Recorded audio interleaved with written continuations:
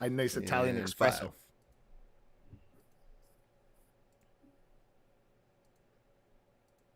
We are live here on the Me and Jesse podcast. I am joined by, of course, Mark Pavlich, but also another Mark today, Mark Pattison. How you doing today? Thanks for joining us on the show. I'm doing great, guys. Thanks for having me. Mark, Go ahead. well, I mean, there's a lot of things we want to talk about. You know me, Jesse. You know me, Jesse. I'm excited. There's about 10 things on Mark's resume that I'm jumping out of my skin about, and you know that. The one thing is that Mark, believe it or not, you're actually not the first person to climb Everest that's been on this show. So Really? Yeah. So I mean, we had a man named Laval Saint Germain. He was the first Canadian to climb it without oxygen supplementation, and so he was on a number of months ago. But when we saw you, we're like, okay, well, this is still really cool. There's a lot of other things we want to get into. First of all, welcome everybody to the Me and Jesse podcast. Like I said, Mark Pavlich as always, and Mark Pattison. We're gonna jump into this because Mark, from climbing Everest, there's a big backstory too from the NFL, and we want to get into it. And I know Mark has been chomping at the bit to ask you some of these questions right off the bat. So Mark, why don't you start it off today?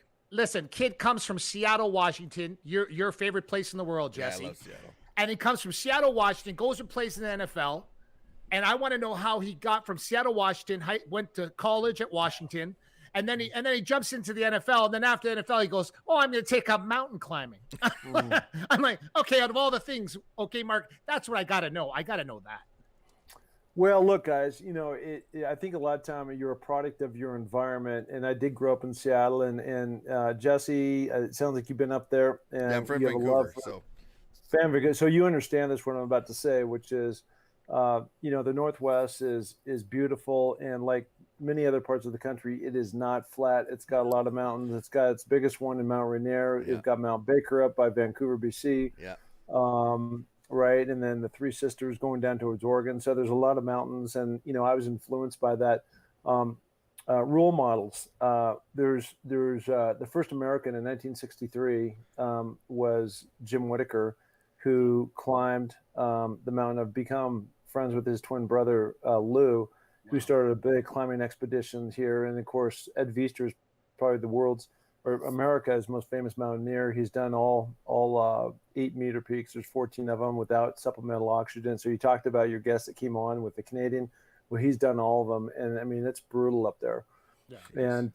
And so just in terms of that influence, and I always had a deep respect for those guys who would climb Mount Everest in particular. Mm-hmm. And about 10 years ago or so, I was going through a rough patch, and look, at the end of the day, we all go through rough patches, and I just needed something massive to pull me out of that, and so I couldn't, I just because I'd been exposed to the NFL, right, and I'd seen, like, it really opened my mind in terms of thinking big and thinking grand, and so obviously I couldn't go back and play in the NFL anymore, and so I went back to my house and started typing in a computer.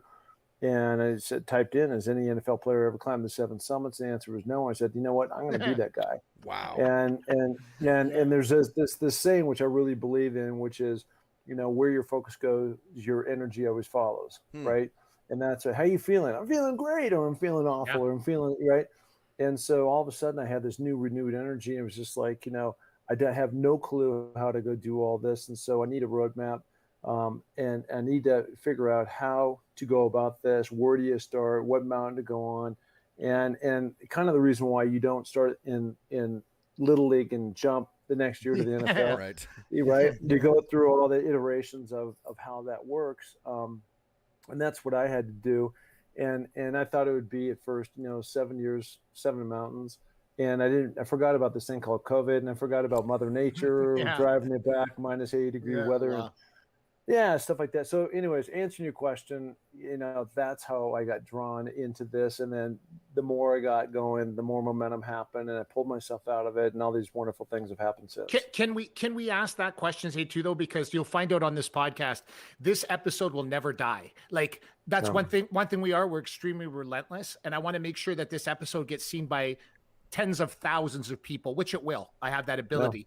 But what I want to know is, I want to know, you don't have to go in great detail if it's too personal, but I want to know about the rough patch, Mark, because I think people at home now, because we get so many people, Jesse, am I right? We get so many people that ask us about this and trials and tribulations, but they always say, well, what was the trial of these great athletes? What was the tribulation? And it seems like on this show, people have came out and said, well, this is what happened to me. And people were like, no, you got to be kidding me, because no one ever knew till they watched this show. And it's funny, Mark, because I can do all the research in the world about you, and I can know about epilepsy stuff that you've done and about your daughter and all this other stuff. But what was that 10-year ago kind of thing that hit you right in the forehead, if you're comfortable speaking about it? Yeah, no, absolutely. And, you know, one of the things I think is really important that you humanize professional athletes too. And maybe, I'm not sure. Yeah, exactly. Actors are in the same boat, but you know, it's just like, we all have the same, we pulled our pants up the same way, and we have the same problems as everybody else. Right. And, you know, for me, the gal that I was with for 30 years and married for 24, she didn't want to be married anymore. And, you know, that was a big gut punch to me. And kind of when all that was falling apart, my dad had a massive stroke, and 3 months later he died. And so I was close with him. So I had just all these things. Yeah. The spiral effect, right? Of just going. And, you know, I tell you, having gone around the world, and this is what I was saying, one of the things that's been it actually turned out to be a gift, because I ended up I got into mountain climbing, which then got me into podcasting, which then got me into meeting these people across the world. And I realized over time, it wasn't immediate, and I had to go through it, not around it, but I realized over time that, you know, when you throw and kick in perspective, I'm still, even though that was going through my rough patch, and I thought, you know, it could never get worse for anybody like me.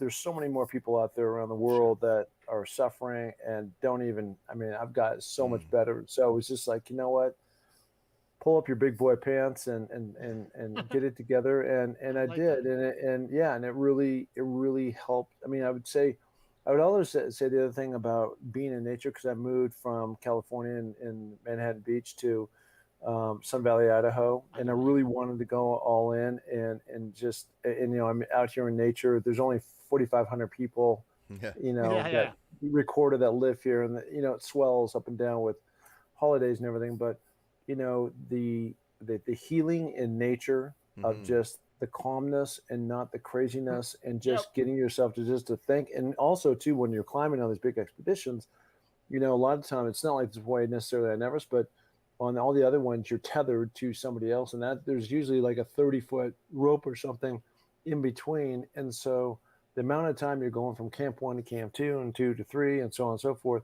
you know, that can be like, you know, hours before you're really talking to anybody. Right. And so there's just a lot of just mind time of just getting your mind right and ready, and your body and your mind and your soul kind of healed and back together. You know, I that's really awesome. But how about, can you break down a little bit about that process in your mind, and how, because there's one thing about, like, you know, you hear it all the time, like, just be positive, and it kind of comes out fake sometimes. It's like pretending that everything's great and everything's shitty. Like, it's hard to do that. So acknowledging that things are going bad, but not living on that or dwelling on that, how do you take the steps forward, so to speak, no pun intended, to actually start to climb those mountains?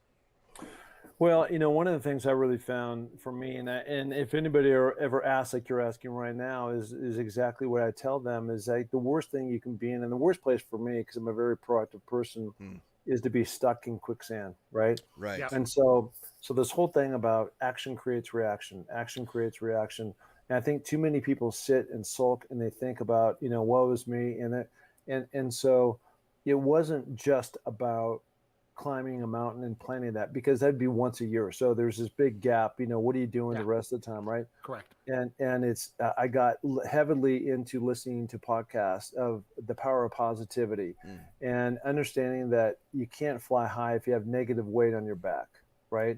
I also, for me, it doesn't have to be this way for everybody, but because I know different people are into yoga or whatever works for them to really calm their mind. But for me, it's physical activity, and I do a ton of hiking. You know, I work out twice a day. I go hard in the morning still. I go in the afternoon. And it's just like, that's where two things that I discovered is, one, that's where my creativity comes. And it also helps me just to settle, like, I just got to walk away from it, stand up, go outside, go up the mountain, birds chirping, butterflies going by it, and it just helps me see the world differently and better, and trying to make an impact. And like I said, I've now been down to Tanzania twice, and I've been in the Serengeti, which is where the people of the Maasai tribe live, and they're living in these stick huts, and the currency is a goat. And just being in Nepal, it's one of the, if not the one of the poorest countries in the world, and their happiness factor Right. is like off the meter. Yeah. It's just like they're so focused on all the other things that many of us, Are not. right? Yeah, stuff Well doesn't buy said. it. I mean, how Yeah. many times you hear it, but it is true. Stuff doesn't buy happiness. But your experience that you're talking about, I think, is what really is setting that apart. Now I'm super interested in about the expeditions and things like that. So you get this idea. I'm going to climb mountains, and Everest being obviously the pinnacle of that. But how long did it take to get that training in you? How long did it take, and who did you go with? And like, take us through that journey of getting up to the point and then finally summiting. Yeah, well, that's been a long journey, and I think sometimes, again, when you look back on life, in the moment you think the sky is falling, but you look back on it and you say, that was the biggest gift that I've ever been given. Yeah. And certainly that's, dealing with my dad's death and going through the final steps of the divorce and all that kind of stuff, wasn't fun. But again, I kind of had my eye on the target, my eye on the ball, in terms of where I was going. I'd never been to these places. I mean, I guess I've been to Europe. I'd never been to Russia. Who goes to Russia, right? Right? And so planes, trains, automobiles, machine guns. I mean, all that stuff. And so I slowly dotted my way. But I'll give this to you really quickly. I was this started back in 2013. Went down to Kilimanjaro, and I did that. And that was really just a test of, could I actually go from floor to ceiling, which is actually the highest gap in the world, more than Mount so climbing, right? And so could I go 19,333 feet? And the answer was yes. And something that was really important on that is that I was going great guns at the time. And by the way, since I stopped playing in the NFL years ago, a lot of the guys just stopped because they've been training so hard, so hardcore, and they just like tap out, right? Right. And I just never quite did. I mean, I wasn't training at the level that I was when I was playing, but I just continued to go. And that's what kind of helped me get through things and transition out of football into what next and all this. And on summit day, I ran into I ran out of energy is what happened. And I had none. And my porter sat me down, was like hitting me and punched me around and threw a protein bar down. Anyways, I ended up going up and I summited, and as I was coming down, I just burst into just these massive amount of tears, and there were tears of happiness and joy because I had to go through a really hard thing physically. And I made it up that mountain, and as I was coming down, as I was saying to myself, and I hadn't like cried since I was like 15. So that I was like, that part of me was broken. And as I was coming down, I was just like, if I can get through that, I can get through anything. And it really gave me the confidence to like surge into the future and get through this whole split and all that stuff. And that's what happened. So that was Kilimanjaro. Then went to Russia the next year, which is the highest mountain in Europe. And then the next year I went to Australia, and I call that the Fun 7. People are so wonderful down there. The mountain's not that tough. It's in the snowy mountains. The fourth year I went down to South America's highest point, which is in Argentina. So that's a blast because you're in Chile, and then you fly over to Mendoza. Mendoza is a bit like Napa. They've got all these beautiful wines down there, and that was a lot of fun. We climbed that first time I'd been up to 23,000 feet, and then the next year, 2017, I was on Denali. We got hit by minus 80-degree storms, and it was just insane. And so finally, we realized that fingers, toes, nose, were more important to hold on to. So we retreated and we came down. The thing that made that so difficult, and just me really realizing about Mother Nature and the power, is that you're carrying 140 pounds on your back. And it is tough, man. And you're going up the steepest, navigating through all these crevasses. And so we retreated, reset my mind, came back the next year in 2018, summited. It was great. 2019, January, I was down in Antarctica, which is like a whole nother planet. Yeah. It is literally, you land on the ice and then you fly off onto a glacier. You climb this mountain called Mount Vincent Massif. So we did that. And then I was gearing up for 2020 in the spring to go to Mount Everest. And of course, COVID shut the entire world down. Yeah.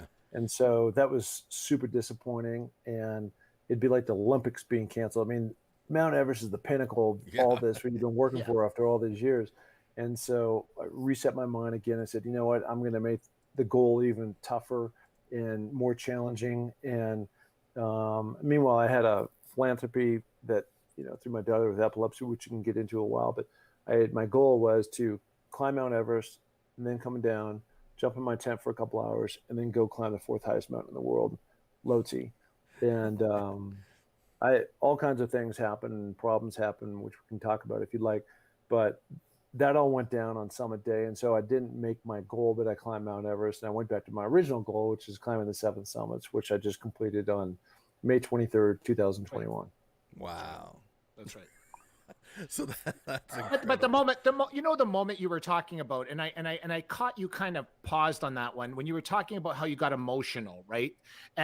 In the middle there, and you were talking about getting emotional, and what I grasped from that is because you said you never cried, right? You were never a crier, and you started to tear up, and is it maybe from the fact that you almost thought you were going to stop in your mind?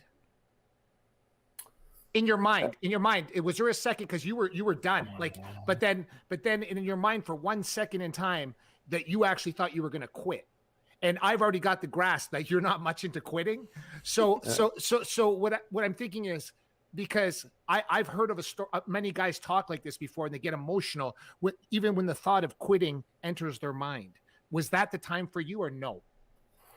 No, I don't think it was about that. I don't think it was about quitting. It was about overcoming, right? Yeah. And more about overcoming life and the predicament I was in. And I've got 2 girls, and, breaking up the family and those types of things. And it just was more metaphorical, like if I could get through that. And I think part of what I was broken of is, if you are fortunate and talented enough to make it to the NFL, you got to be a flipping gladiator. Yes. And there is no time to feel sorry for people. I mean, it's dog eat dog, and it is, if you want to excel at the highest level where people are fighting, on the field every day, that's just a normal thing. I mean, people sometimes make a big deal out of it, but it was no big deal. I was on the Raiders with the team I was drafted by. I mean, we had Lyle Zato out there, and he was crazy, cuckoo on people, every day. And there's, just multiple, it was just the way it worked, and so it took me a long time to kind of shed that armor. And I think just all the emotional realities of life were really hitting me. It was the first time I was really inhaling it, and just like, it's okay, and, we're all human, and shit happens to all of us. Right. And it was metaphorical when I touched the top, that, if I could get through this mountain, that I could get through anything. And it really helped propel me with the confidence to go forward. Okay. So everyone now, a lot of people can't climb Mount Everest to overcome and have the revelation that you had. So how do we, the ones that can't climb Mount Everest, that are going through this, touch that physical summit, or that metaphorical summit, and step into the freedom that you're now coming into?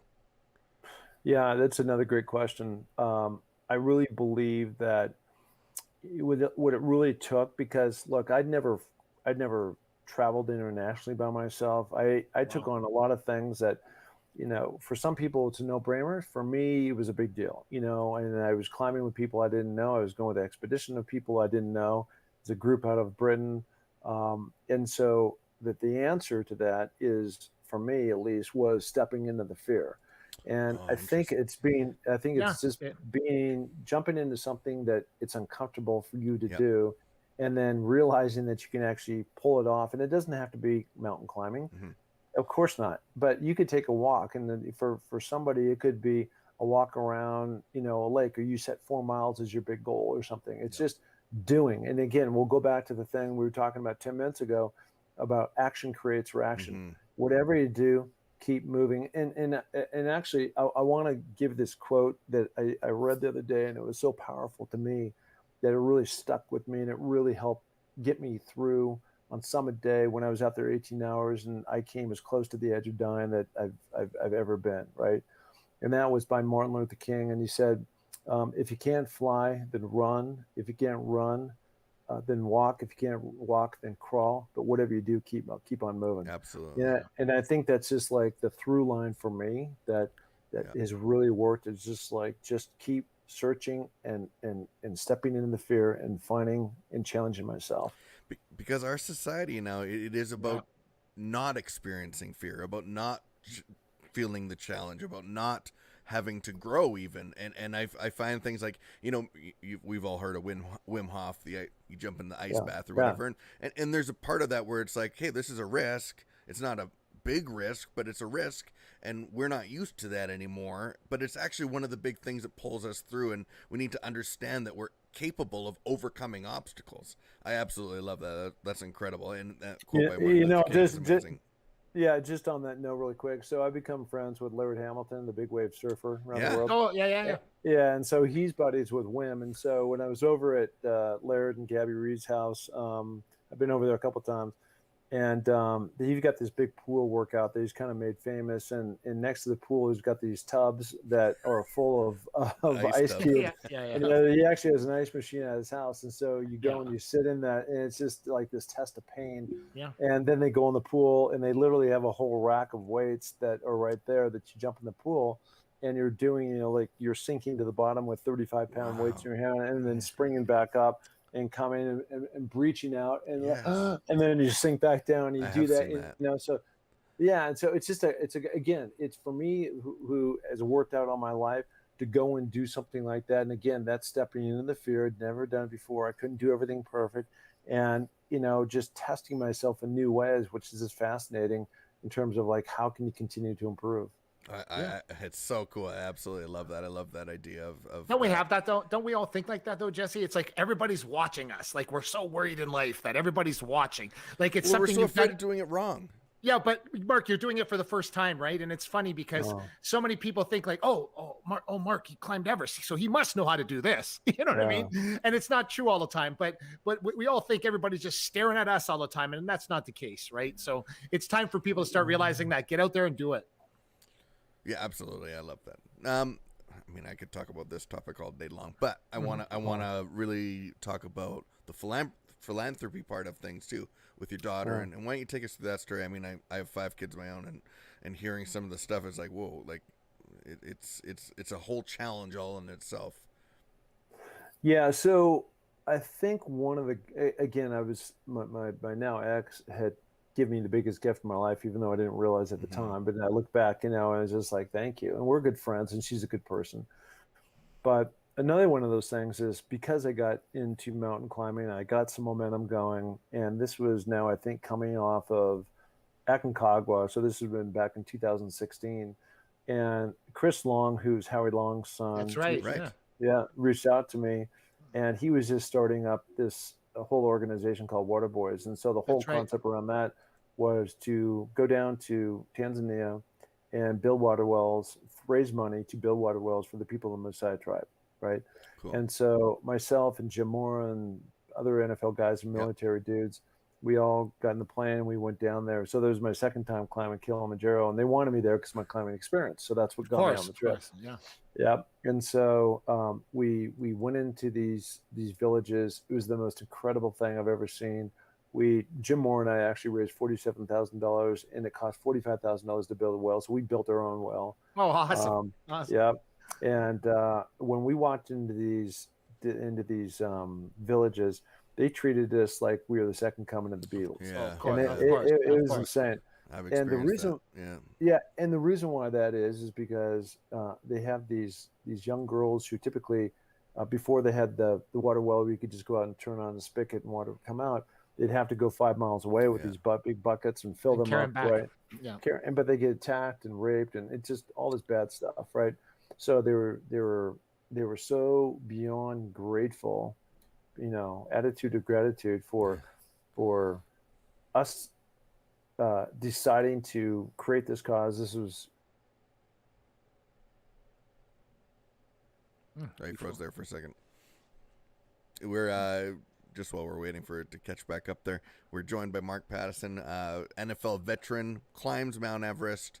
It's been an incredible story. He's back now. I just froze for a second. It happens when we're live. Yeah. Go ahead. Continue. That's all. So, anyways, the net and the cool story about this, outside of being there and the gratefulness that we came. I'm going to get you to how I got involved in some of these others, but that was the kind of the really first jaunt for me to go and be involved in charity work and everything. And then out of that, the cool thing is when we got to the top, I had Chris Long was sitting next to me. For those who don't know, again, he's Howard Long's son. He played 10 years in the NFL, won 2 or 3 Super Bowls. Yep.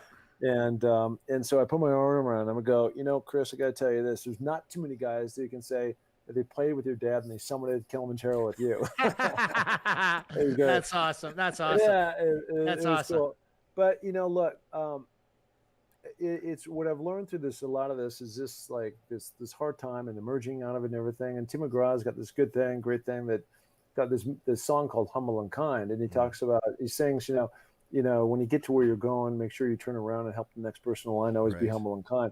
And that's part of his lyric. It's a beautiful song. And so my daughter, Amelia, she's had epilepsy since she was 22, or since she was 8 years old, and she's 22 now, and she has daily seizures.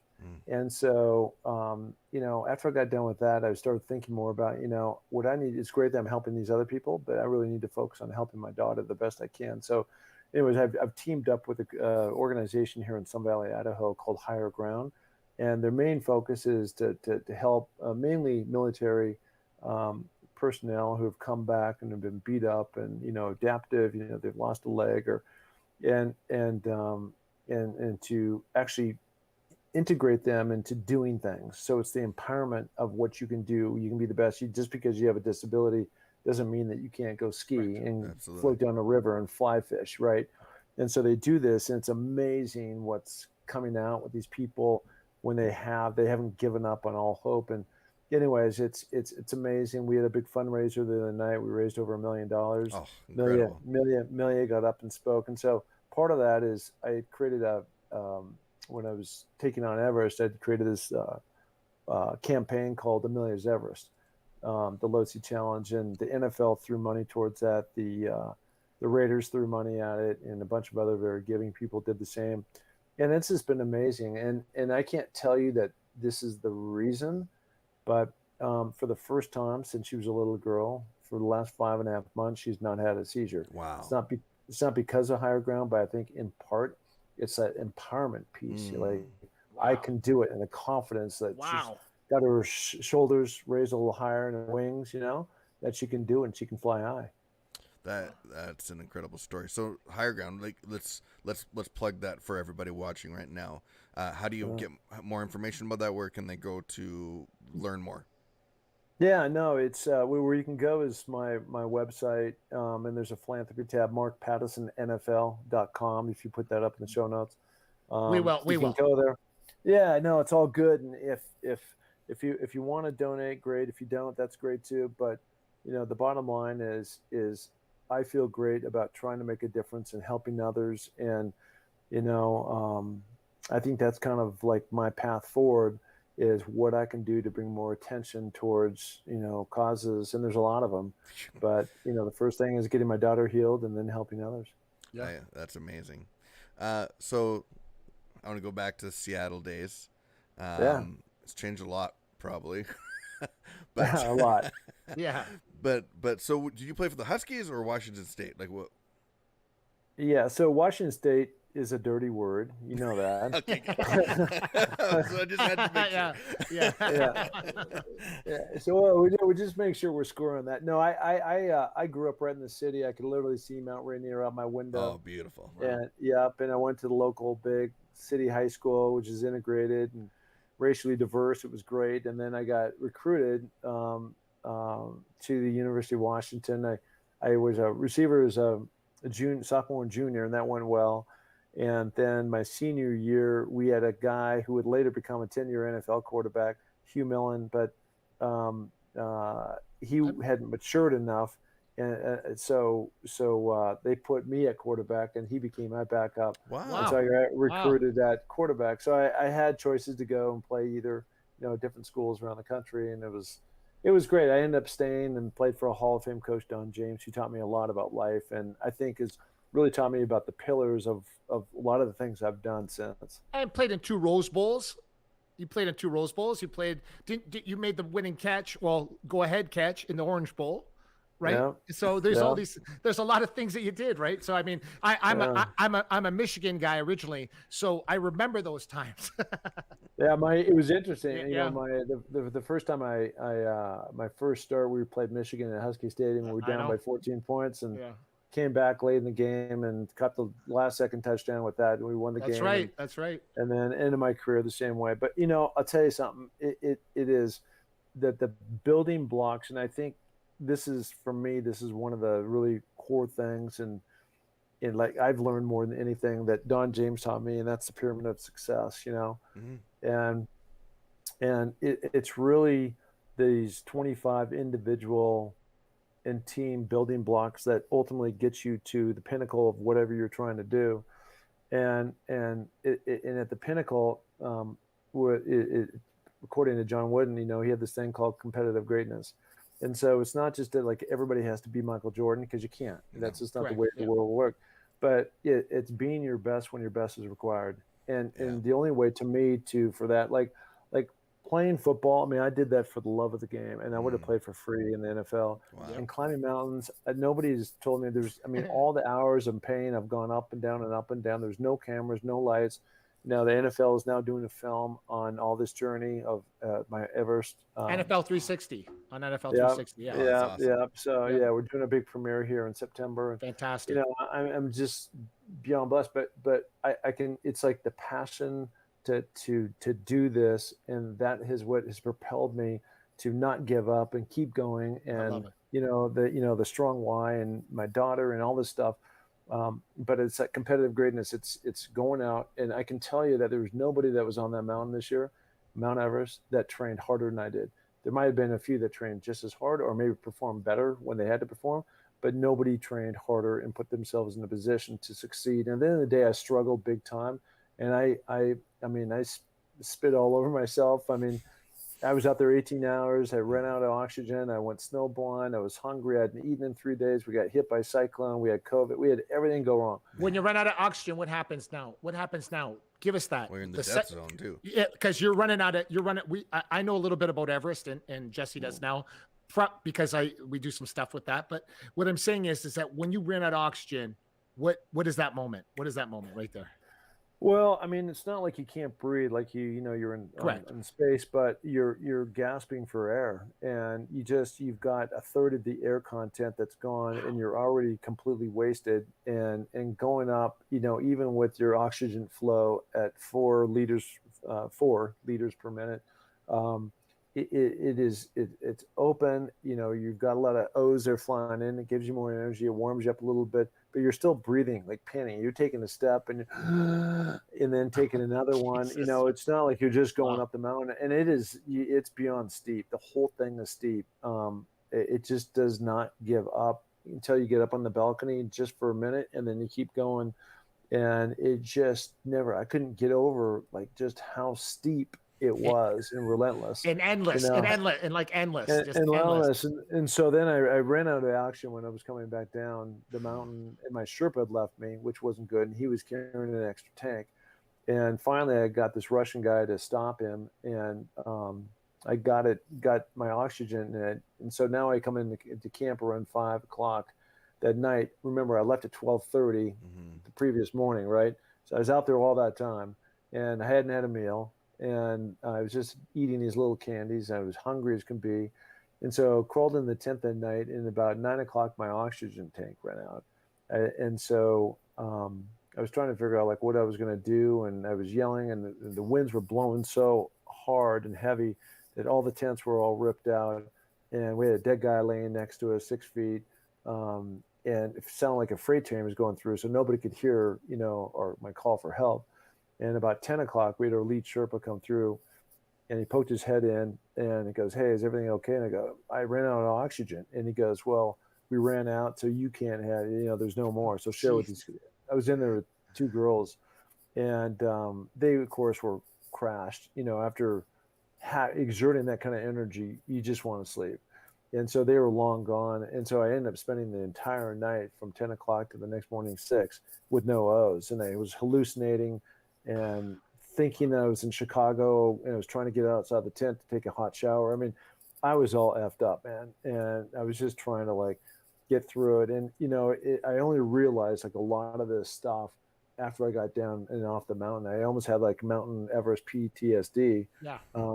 Because all this stuff was going on, and I was just, you do go cuckoo. And what happens to a lot of people that even on your best day, and a lot of this happened in the thin air after, they're in the superstorm in 1996, but you get either cerebral edema or pulmonary edema, which is swelling of your lungs or your brain, and you can die. And, why I didn't die, why I survived, I can't tell you why, but I did. I made it, and I'm here to talk to you guys on the podcast. Yeah, man.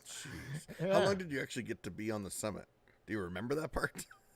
I was up there probably 45 minutes. Oh, quite a bit. Yeah, then. yeah. Yeah, and we were hit hard by the cyclone. So we started from base camp, 17,500 feet, on the 15th of May. And we thought we'd be going for the summit on the 20th, and we got hit by a cyclone. And so we were in our tent on the side of this 45-degree slope at Camp 3 on the Lhotse face, and it's just no place anybody wants to be. And so I was trapped in the tent for days, and we finally got out, and then we headed for the top, for Camp 4, and only on the 23rd, and not till about 6 a.m. did it clear that it was a beautiful bluebird day. And so by the time I finally got up, I was the last guy to get to the top. Wow. I was the last guy. Wow. There was a moment in time where I was the only human on the planet to stand at the highest point looking down on the rest of Earth. Cool. So I was the last one down. Wow, that's really cool too. That's crazy. That's crazy. I was getting an anxiety attack just listening to the story here, man. Are you kidding me? That's awesome. That's awesome. Yeah, I mean that's an incredible story. So now you actually do a lot of public speaking as well. So how did that come? Like obviously you have a lot of stories to tell from the NFL to now. So what's your goal with that? What do you want to achieve in that arena? Well, let me back up. I'm an executive for Sports Illustrated, right. So that was another thing that we wanted to talk about.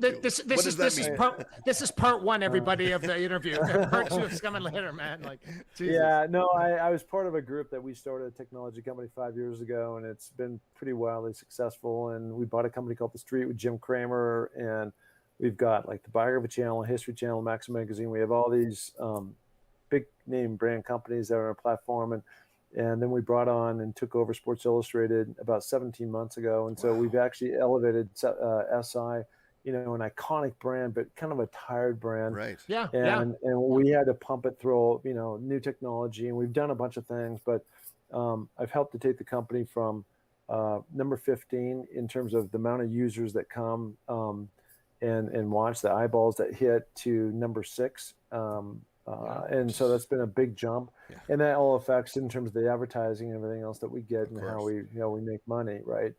And so that's that. And it's been a godsend that I have a full-time employment with a steady stream of income, that I can go monetize and go climb and do things like that, and I don't have to rely on public speaking because, as you guys know, with COVID, it shut the whole planet down, and so so that's been non-existent really for 2 years now. And I'm being asked right now to come. I think sounds like the doors are being opened there's a lot of podcast requests and there's a lot of public speaking requests going on right now, kind of setting that date into the future. It seems like fall and beyond.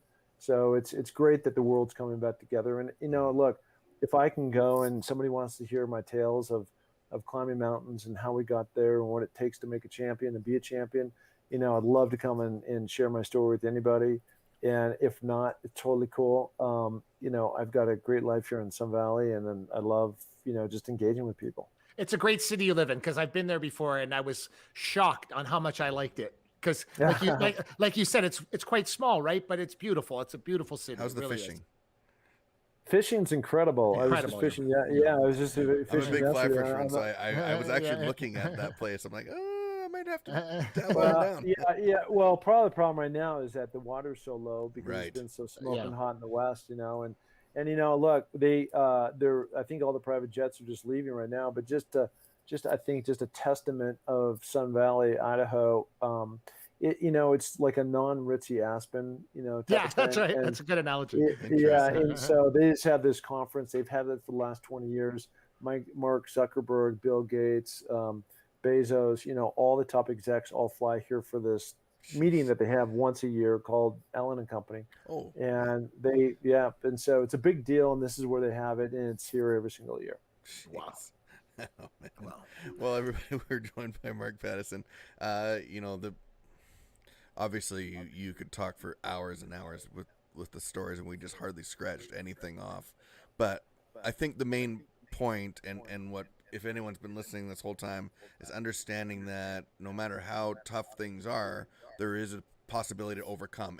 And that is what I take from you, Mark, that you go through something that in reality a lot of people go through, maybe everybody, and to a certain degree with people passing away and then with relationship issues, but how many people actually get the chance to overcome or learn how to? And I think that teaching that and sharing your story is going to be very valuable for many years to come. So we really appreciate that. I appreciate that too, because it inspires me to keep going. What about though, on this show, you've heard it many times.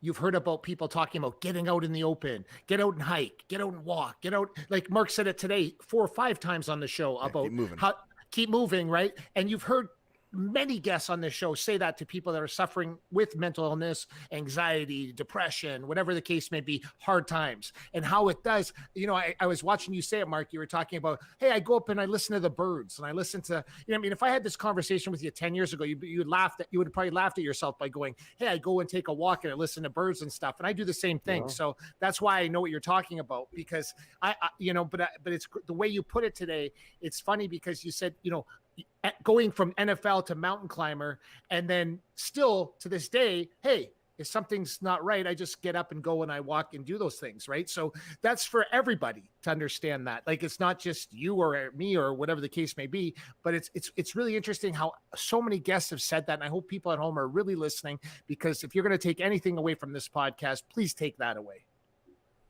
Yeah, the one thing too, I am not trying to plug my podcast, but I please did plug, please. No, please. Go ahead. Don't be like that on this.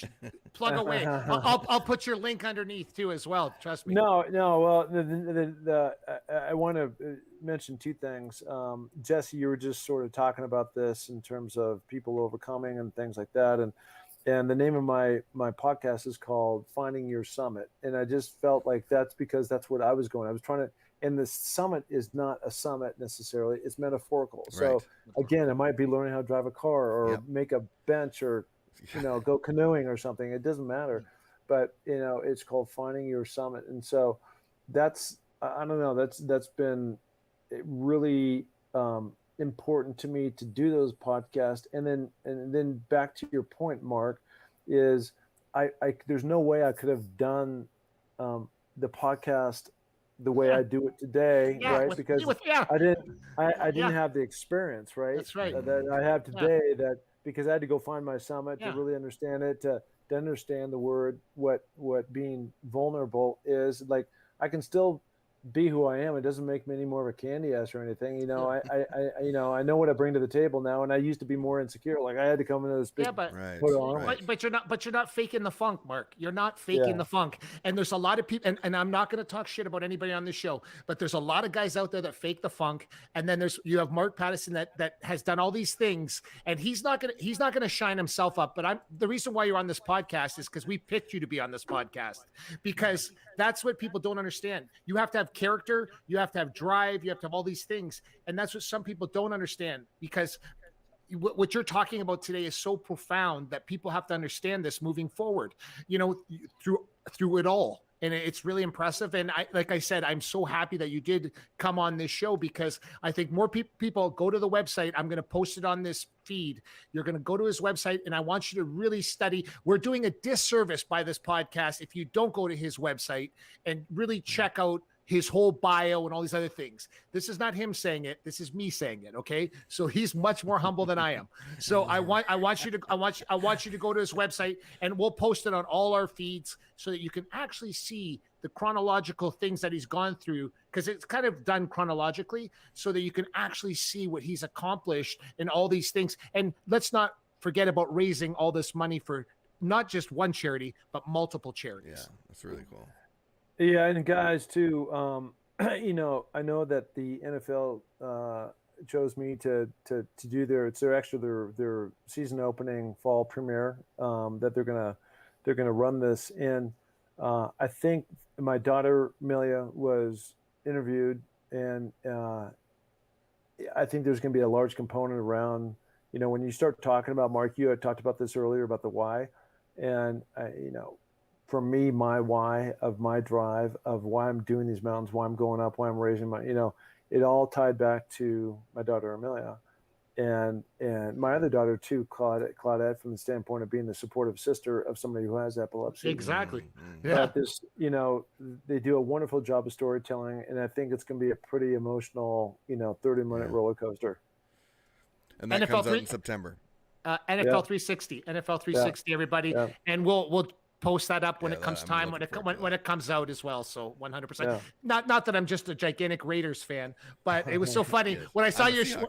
And he's a Seahawks fan, and it's funny because we've had multiple Raiders on our show, and it's so funny because Jesse, it's so hard for him to keep his mouth shut about talking crap about my Raiders. But then the crazy part is you played for the Los Angeles Raiders, and then you went and played for the Los Angeles Rams right down the street. And I thought that was so funny when I was reading up on that. It was a short time. But my NFL career, look, there's guys out there that I'm sure you've interviewed that have had spectacular careers.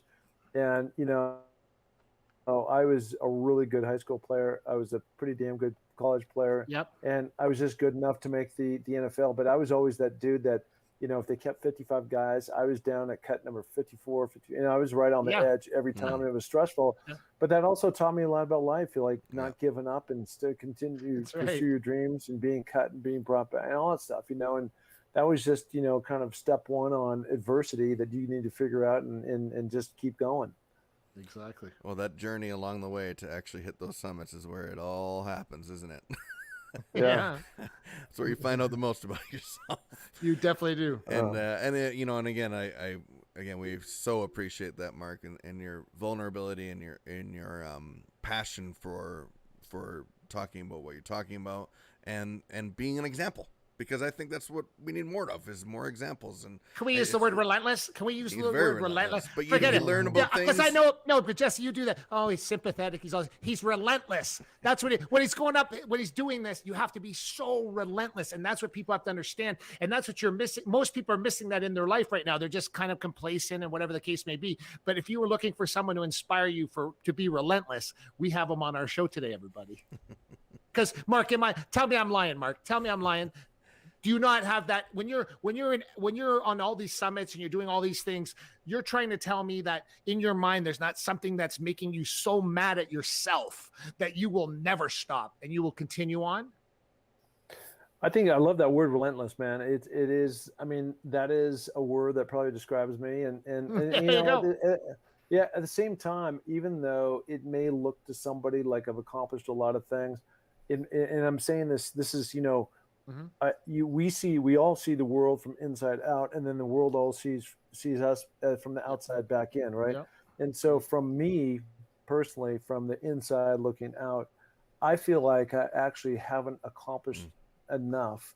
When you stack up all the things, Sure. I mean, you have the guy, Sir, whatever his name is, that went up to, space today. And I'm not saying I'm going to be an astronaut, but, there's just like, I want to do this. I want to climb the highest mountain in every state. I've already done 4 of them, and, get in a Sprinter van and drive all over the country.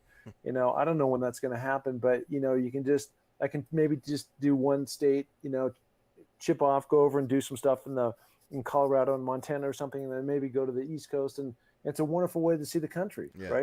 But Mark, you also know that most mountaineers don't die of old age, right? You know that.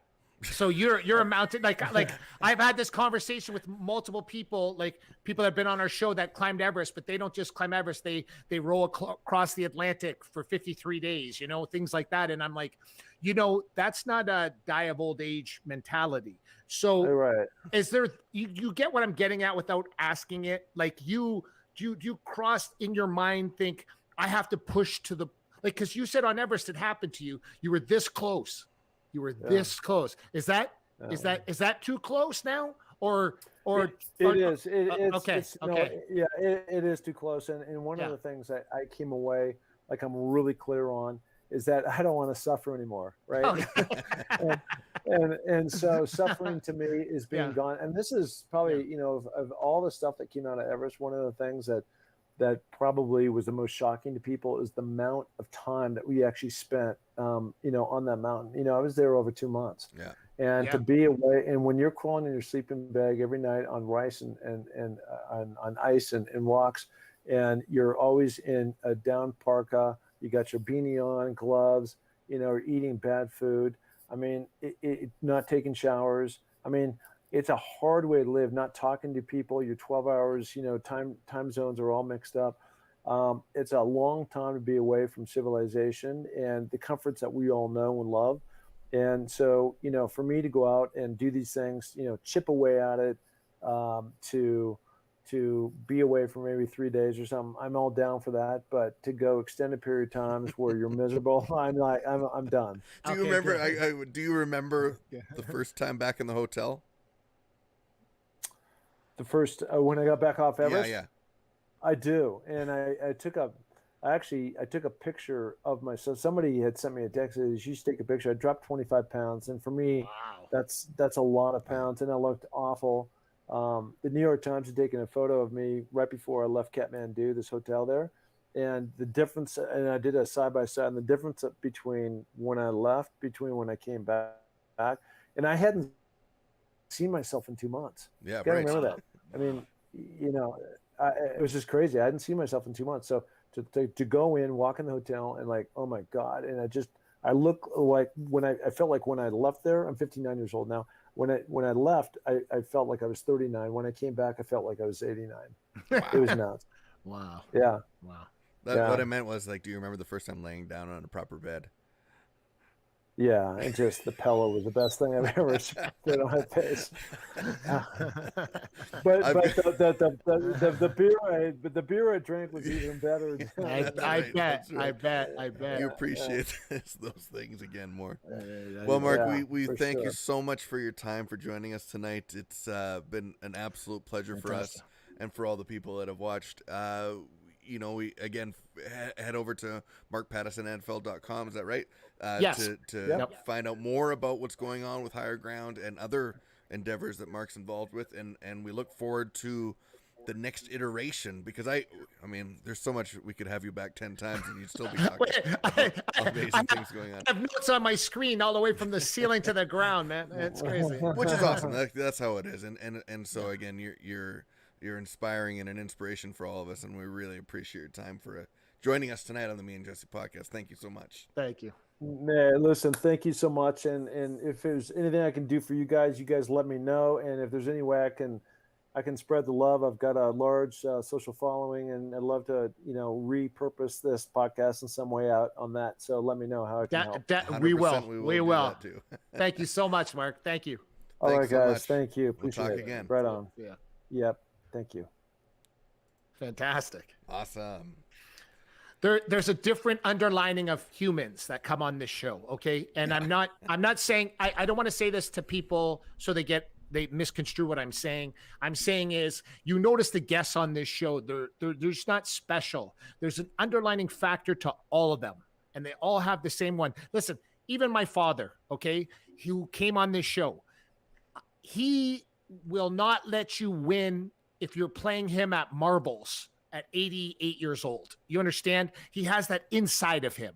You look at a guy like Laval Saint Germain, who was climbing Everest with no oxygen, and then on the way up, he sees the guy that died from Canada before he went to the top, and he said to himself, no, man, I got to hurry up because this, you see the mentality. And when Mark's talking to, and you see all these guests that we've had, 8-time world champion, Jelena Marjanovic, who's been through the shit to the bottom, get back up again. And it's just consistently, you hear these stories, you Louis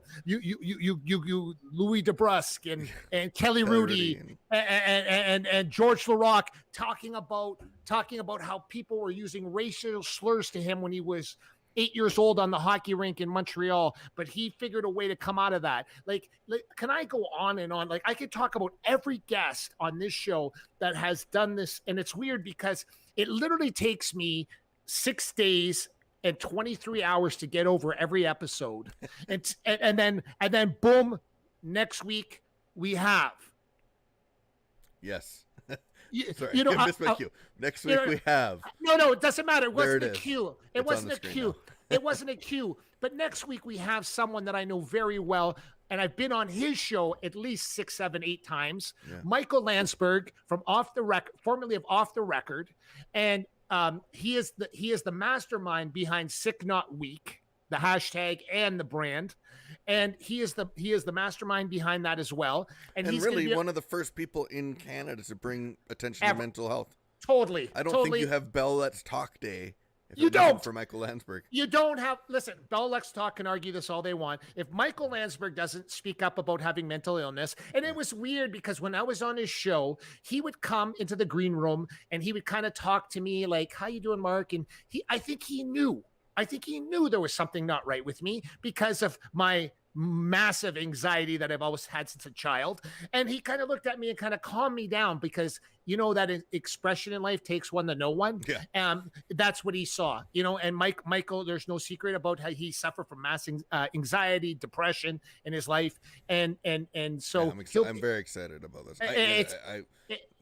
Fantastic guest next week. I mean, and his sports knowledge, let's forget about. He's forgot more than I know, right? Yeah, exactly. So he'll be on the show next week, and it's just like super incredible. Congratulations to Italy on a fantastic World Cup. Boo. We got to give it to them. It doesn't matter if we like it. I don't like it either. I don't like it. It was like the two teams I didn't want to win, and I wanted England to win more because Italy is literally my least favorite team. But. Well, you know what happened. So that's what I was talking to my father today, and I said, if Italy wins, we don't hear the end of it. Okay, like if England wins, you mean? No, Italy, because we're Croatian, right? We're right. Yes. We for years. We border them. Forget about them not making. They didn't even qualify for the last World Cup. Yeah, exactly. And now we're going to hear about turnaround when you think about it that way. Oh, it's probably the most incredible soccer turnaround in history.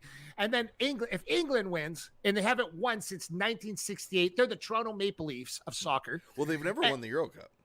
I think that was the World Cup. No, yeah, but 1968 was the last time they won. And you know what's funny? I thought to myself, well, I was trying to think what would be worse for me who won. So I said, I'll take the Italians, Well, there's a lot of Italians in Edmonton too. There is, right? And I have a lot of Italian friends. My godparents are Italian. So I thought, and I love Italian food. Yeah. And so, Italy is a country. Beautiful. Yeah. Whatever. But whatever. Both of us were like, we had given up already. Because I go with Croatia, and then I'm a lock because then I go with France, right?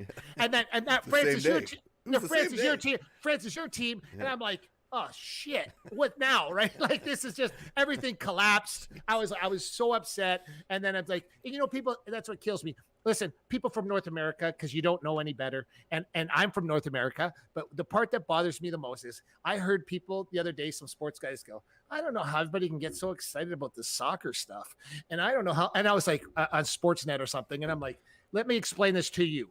In a million years, you could have the biggest MMA fight on in the entire world and say it's on at 5 a.m. and I wouldn't get up for it. No, I would not get up for it. You could say the best hockey game in the world is on at 5 a.m. I would not get up for it. You tell me that Croatia's playing France and it's at Croatia's playing Peru, Istanbul or Peru, Turkey, Peru, and the game's at 4:34 a.m. Okay. Yeah. I'm setting my alarm and I'm getting up for that game.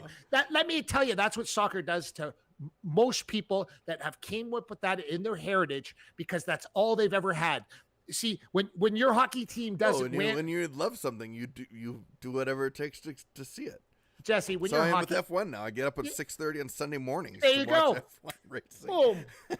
but Jesse, you know what's funny though? If Calgary doesn't make the playoffs or doesn't win in the thing, you're like, oh, you're over it in a week. Yeah. France gets knocked out. I'm still mad. You're still doing this. You're still twitching. You know what I mean? Like 3 weeks later. So please, people, until you understand country soccer, I'm not talking about league soccer. I'm talking about country soccer. This is I've had a bad couple weeks here. Oh yeah, of course. Calgary, France. I mean, this is a couple just things that I wanted all these teams to win and they lose, and then I wanted Connor to win, and that happened. I'm not okay. I'm not okay with him right now. So. Really? I understand the game better than anybody, but listen, I'm a Connor fan. But when you start talking about a guy's wife, I'm coming over your house with a brick, and I'm not throwing it through your window. I'm smashing it over your head. In that moment, though, that was the heat of the moment because they were both saying stupid things to each other. Did you see a picture that came out today? Picture came out today, and Walt, before he even brought that up, they showed Poirier's wife shooting him the finger. And they circled the finger, showing her shooting him the finger. So there's It's not just Connor. Yeah, it's not just Connor. This is a big thing. And again, like I think the with that part it was because even Poirier toned it way back from the ring to the press conference. In the press conference, he'd like backpedaled and said, "No, this is," because again, like my issue with Poirier is that if someone broke their leg or had that, I would be pissed if I won. I would say I don't want the victory. I don't even want it because I want this done right. And that's what and when someone comes and says, I broke his leg, you're like, screw off, bro. And so I agree with you on that because I didn't see it that way either. Poirier won the first round clearly, but that doesn't mean anything in MMA. Nothing. Trust me. Poirier even said he tagged me with a left that I was buzzing from. Yeah, buzzing. So he has the ability to do that, right? Yeah. And right before he broke his own ankle, he threw a right hand where Poirier missed, and he missed Poirier's chin. Oh, that was very close. By a millimeter. Go watch it in slow motion. So I'm trying to tell people in the game of MMA, yes, people get offended by people trash talking and this. Imagine that landed with him having a broken leg to finish it. So he's knocked out with a broken leg. That would have been fantastic. But anyway, it was gross that part. But I honestly think that's the last we've seen of Connor. You got to think this is a year-long injury. He's 34 today, I think. Yeah. Happy birthday. So that's 35. You know what, though? He ain't going out that way. And this is an injury that can be fixed. And he can be walking around in about 3-4 months. That's at least a year for kicking. Oh, I agree. So I don't know. You might be right, Jesse, on this one because I don't. But Anderson did come back from it, right? Anderson Silva came back. Yeah, he did. So we'll see what comes of that. But it sucks. But again, it is what it is. I mean, and the UFC obviously made millions of dollars, but that's not what they want to see either. They wanted to see a fight, and they wanted to see Connor come back one more time, even if we want to see finality. Yeah. Everybody wants to see finality. You want to see when you're watching your favorite Netflix show. They can. Now they can. Because what happened. But everybody in life, we want to see. Hey, we wanted to see a better closing of The Sopranos. Yes. Didn't we all want to see a better? Right. We wanted a better closing of The Sopranos. We wanted a better finish. So we were kind of upset about the finish of The Sopranos, just like we were kind of upset about the finish of the UFC fight. So we need to see that all over again. And this is the world of high-level professional sports, and the amount of money that a fourth one will generate will be astronomical. Yeah. There's no question.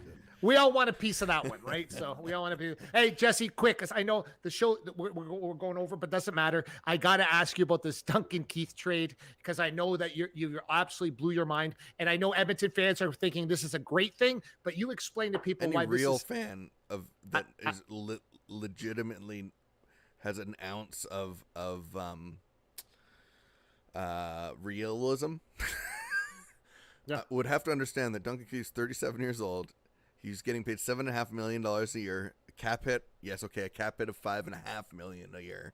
But you also gave up one of your better prospects for the future in a 6'2", 210-pound behemoth from two-way player. So not just one defensive, two-way player that played for Team USA.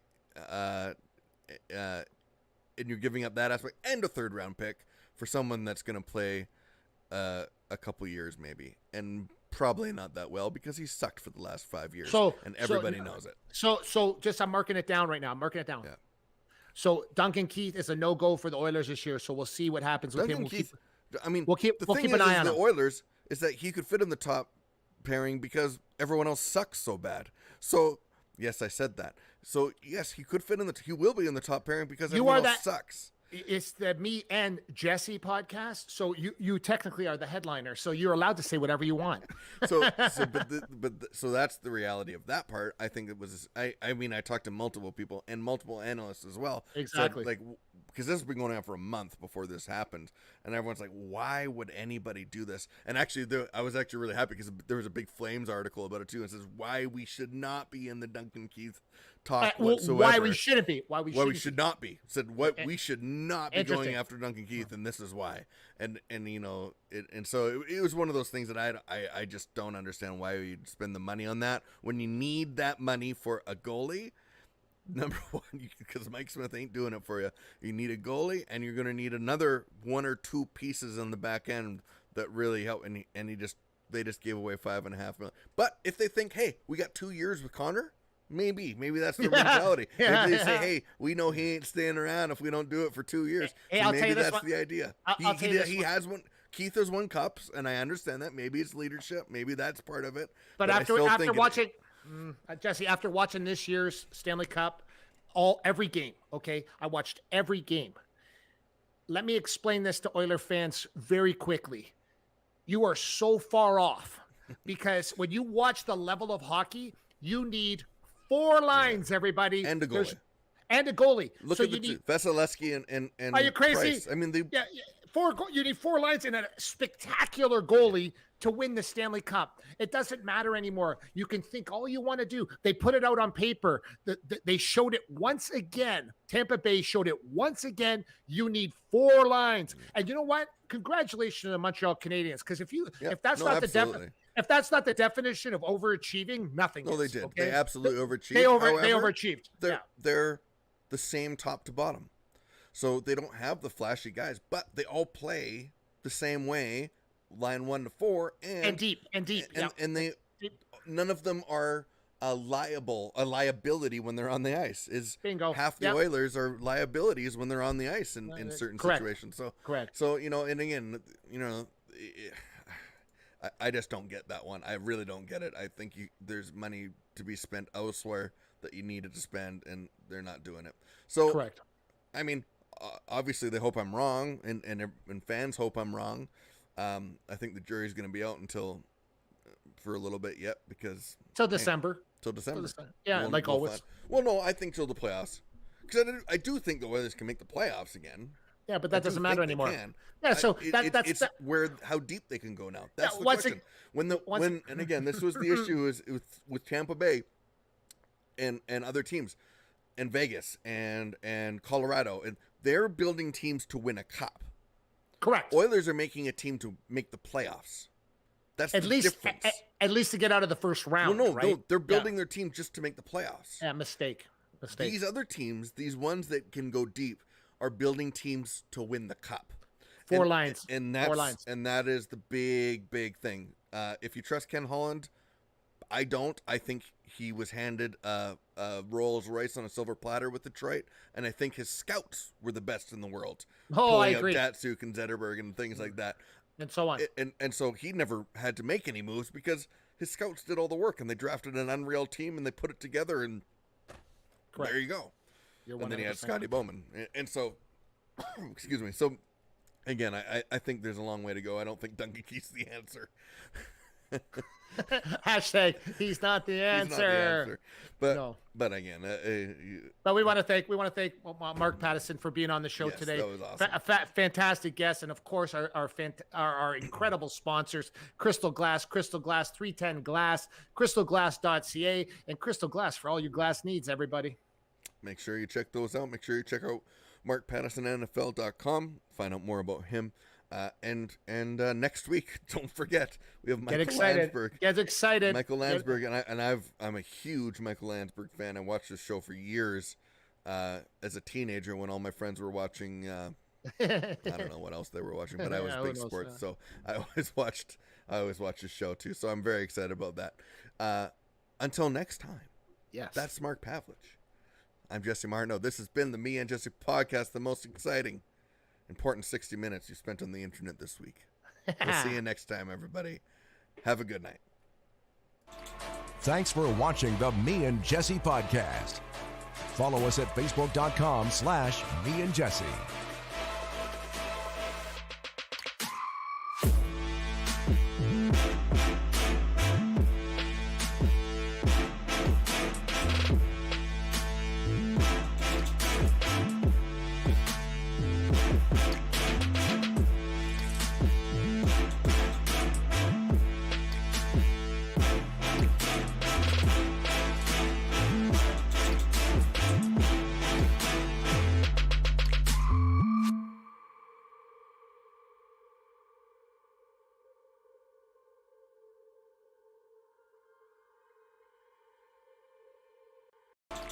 Thanks for watching the Me and Jesse podcast.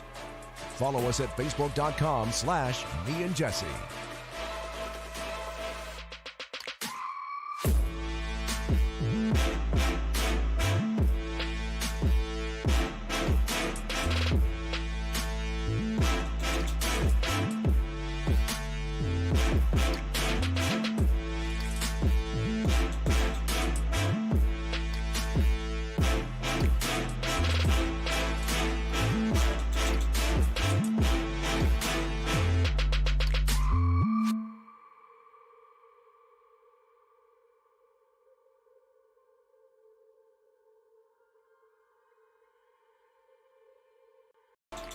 Thanks for watching the Me and Jesse podcast. Follow us at facebook.com/meandjesse.